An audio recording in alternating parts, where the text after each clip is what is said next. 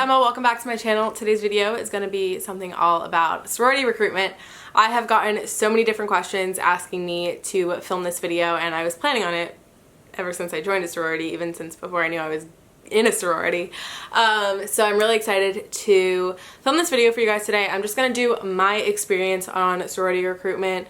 I am in Alpha Chi Omega at Florida State University. I plan to do a ton more videos all about recruitment, but if you have any more ideas that you would like me to do, leave them down below and I would be happy to try and do them for you guys. A lot of people don't really know what a sorority is, whether you don't live like in the US or you just aren't familiar with it. So I'm going to pull up the 100% definition so I know exactly what to tell you. Okay.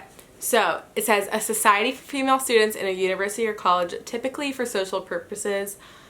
I would say that's pretty close to accurate. Basically, there is like an interview process to get into it, which is known as recruitment. At FSU, it is known as formal recruitment, which is basically just means that you get dressed up and you go and do all the things that you do with recruitment. So I'm gonna try and explain my process. And then after I upload all of my sorority recruitment videos, I'm gonna do a sorority Q&A. So if I didn't answer any of your questions like throughout this series, then let me know and I'd be happy to answer them in that video. So I'm gonna talk about a few terms that you gotta know. The first one is potential new member, which is also PNM, just like the abbreviated version. But a potential new member is anybody that is going through the recruitment process, basically anybody that is a potential new member in a sorority. Secondly, there is a recruitment counselor / recruitment guide, and they're known as ROGAMs at Florida State. I know a lot of people call them something different, but basically they're just there to guide you throughout your recruitment process.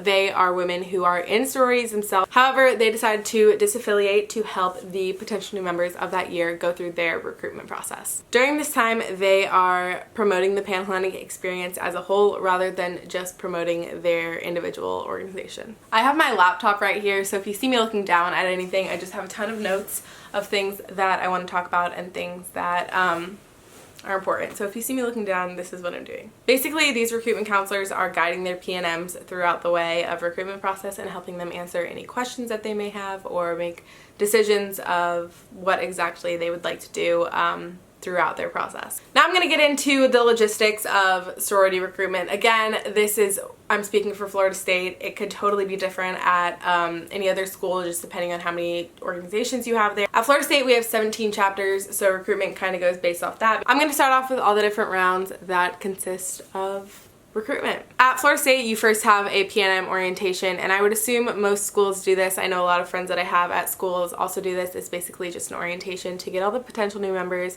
educated on what to expect for that week, what to kind of wear, what to just an overall view of what that week or weeks is going to look like for that PNM. Then we have round one, which is scholarship, and round one is 2 days, so it's round one day one and round one day two. Scholarship round. Basically, scholarship round is when you first meet each chapter and you kind of just have a normal conversation about, where you're from, how recruitment's going for you, basic things about you, just so that the sorority can get to know you a little bit better.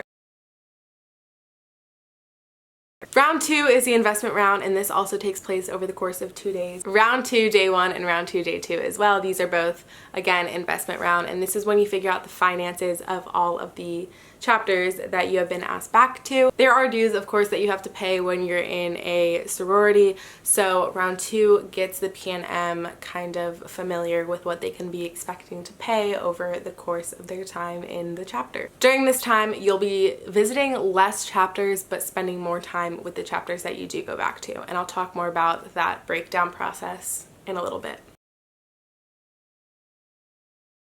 Round three is a leadership / service round. Again, this round is 2 days as well, and you will again be visiting less chapters but having even more time with the chapters as the rounds go on. In this round specifically, you'll be talking with the chapters about their philanthropy.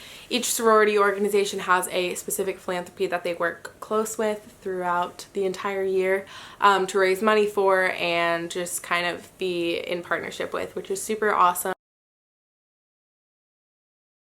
The last round is sisterhood round, and this round is just 1 day only. At this point in recruitment, you're visiting either only 1 or 2 chapters, and it's a super memorable time that a lot of people really enjoy. In this round, the chapters will typically share a portion of their ritual with you, which is something that is super special, and of course only a select amount of people get asked back to that, so to be a part of it is something super special that the sororities do for you. And then of course there's bid day. I'm sure you guys all know what bid day is. You've seen it on Pinterest, you've seen it on Instagram. Basically bid day is when you find out what chapter you are a part of and you get to run home to them. You have a big party there at the house.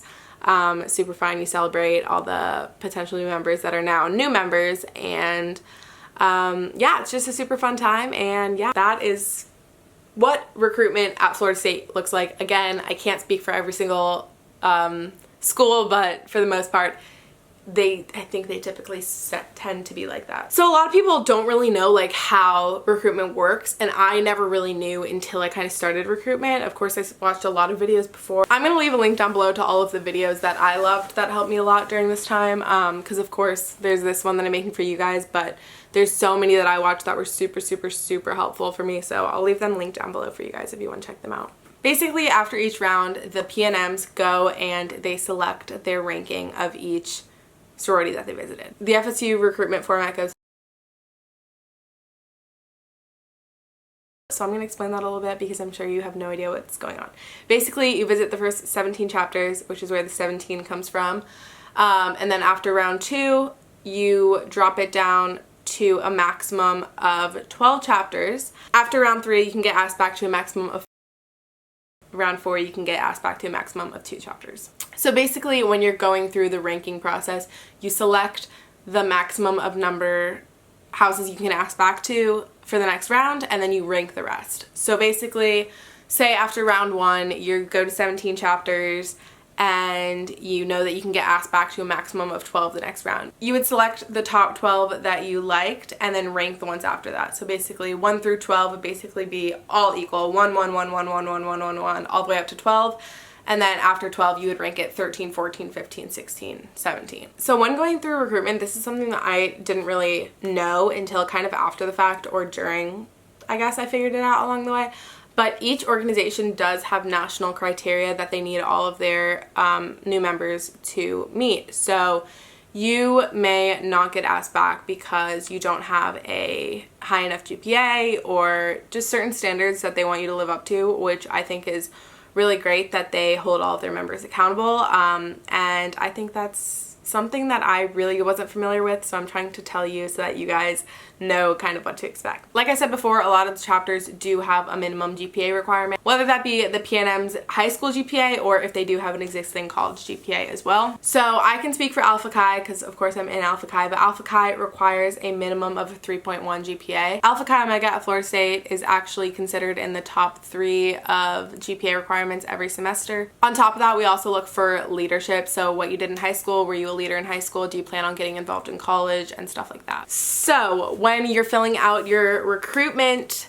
registration and they kind of ask you all these different questions, it's super important to keep in mind that, first of all, don't lie on it. If you like put your exact GPA, don't lie on it. That'll just make it, you know, there's ways to find out what your actual GPA is. So don't lie about your GPA, but keep in mind that you should put everything that you were involved with in high school and everything that if you're in college, everything you're involved with in college. Again, I can't speak for every single chapter, but I would assume that a lot of them do look for leadership and involvement.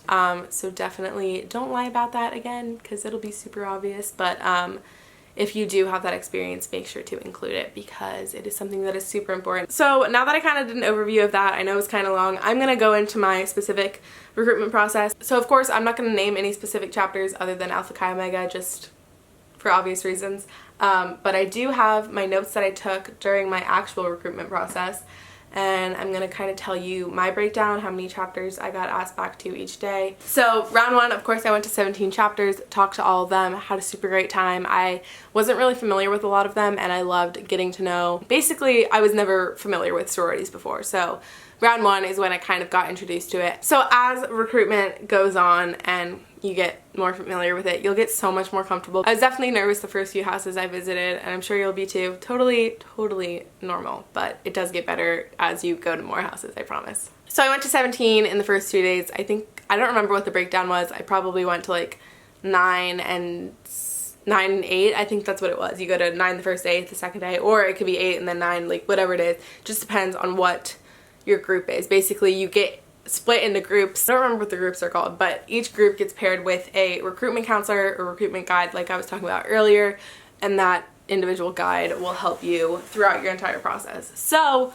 my group went to 9 and then 8. So basically you're just getting to know the sororities, kind of. They'll talk about, a lot of the times I asked like, oh, do you live in the house? Because I knew that I wanted to be living in the house at one point at whatever chapter I was in. So the girls I was talking to in round 1, I was asking them if they lived in the house or if they ever had, and kind of getting their experience on that. I would also ask like what they were involved with on campus. A lot of people, we talked about like how old they were, like what grade. They're all surface level questions for round 1, trying to basically get an idea of what that specific sorority is like. So round 1, again, 17 chapters. After round 1, you can get asked back to a maximum of 12. And then for round 2, I got asked back to a total of 9. There's really so many things and so many, like, everybody has a different recruitment experience because you can get asked back to the maximum every time or not the maximum every time. It's just really interesting to see how everybody's process works. So I went from 17 chapters the first round, and then I went to 9 chapters the second round. So the second round, again, is investment round, and this is where you figure out the financials, and that was something that was super important, and it really kind of gave me an idea of what I could be expecting from every single house if I would be a member of that specific organization, and I think that was super helpful. Then for round 3, you can get asked back to a maximum of 7, and I got asked back to 6 that round. Again, this is the round where you talk about philanthropies. This is something that I knew was going to be super important to me because I've always loved getting involved and helping out people, and philanthropies are such an amazing way to do that. So you learn about each philanthropy, they do a presentation about it typically, and then you go and sit down and talk to a girl about it, so you can have so many questions about the philanthropies. I remember that you didn't obviously have to solely talk about the philanthropy, but I ended up talking about philanthropies for most of this round with most of the girls just because it was something, again, that was super important to me. So I loved hearing about the different experiences the girls had with their philanthropy. The conversations get deeper and deeper and deeper as the recruitment process goes, and that was something that was awesome. Also, this is the round where I kind of really solidified the chapters that I loved and kind of knew where I wanted to be. Okay, and then the last round you can get asked back to a maximum of 2. I got asked back to 2 this round, which I was super excited about, although I will say that the way that it happened for me, again, like I said, you basically select the maximum you can be asked back for and then rank the rest. So for round 4, you can have a maximum of 2, and in round 3, I had 6. So I had to go from 6 down to 2. So basically, you select the 2 that you love and that you want to be asked back the most, and these 2 mean the exact same thing. They're ranked the exact same. So it's like 1 and 1, and then 2, 3, 4. 2 ranked the same, 4 ranked in order of how you liked them. I got asked back to 1 of my number 1s. I got released from the other number 1, so I got asked back to 1 number 1, and then my number technically 3rd choice. I trust the process, and I'm so happy with where I ended up, and I loved Alpha Chi more than I loved the chapter that I got released from anyways, so it worked out 100% perfectly. You always need to trust the process. They're going to tell you that so many times, and you're going to get so annoyed with them, but you really need to trust the process. I promise you. Everybody has a different process. If yours doesn't look like mine, if yours doesn't look like somebody else's or one of your best friends, it goes how it's meant to be, and you'll end up loving where you are. And yeah, so that was my recruitment experience. If you guys have any questions, again, leave them down below. I'd be happy to answer them in another video. And if you have any more recruitment related videos you would want to do, definitely let me know. I hope you guys enjoyed this video. If you did, give it a thumbs up, comment down below. Anything related to recruitment that you want to know or want to see or whatever. I love you guys, and I will see you in my next video. Bye!